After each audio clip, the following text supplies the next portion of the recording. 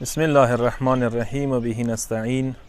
څو شینو روایتو کې راغلي دي چې هغه کبر عذاب زیاتوي. پکار دی کوشش وکړو دغو شیو نه ځان وساتو. هغوی کې یو شی دی خدای نعمتو ضایع کوله.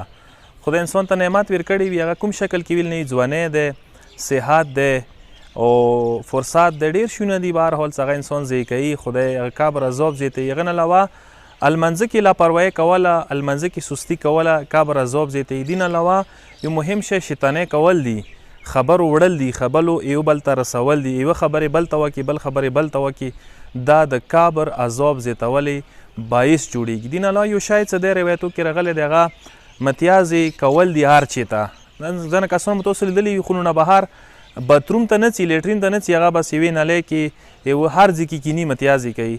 دې په باره کې راغلي چې دا کبر عذاب زیاتوي. دې نه علاوه یو شی دا دی چې انسان اهل و عیال نه خلخواني نه وریا پاتې کېږي. دا شی روایتو کې راغلی چې کبر عذاب زیاتوي. یو بل شی خلخواني سره بد اخلاقي کوله، خلخواني سره تندروي ترشوي کوله، دا یا کبر عذاب زیاتولې باعث دی.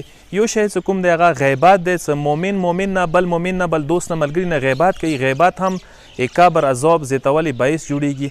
هغه نه علاوه یو عام شی چې روایتو کې ذکر شوی دی چې کبر عذاب زیاتوي، هغه درویغ ویلل دي. چې کوم کس دروغجن وي، درویغ ډېر یی، هغه ته خدای کبر عذاب زیاتوي، کبر عذاب یې زیاتیږي. کوشش وکړو دغو شیونو ځان وساتو، تا دا څه کبر عذاب نه محفوظ پاتې شو. السلام علیکم ورحمة الله وبرکاته.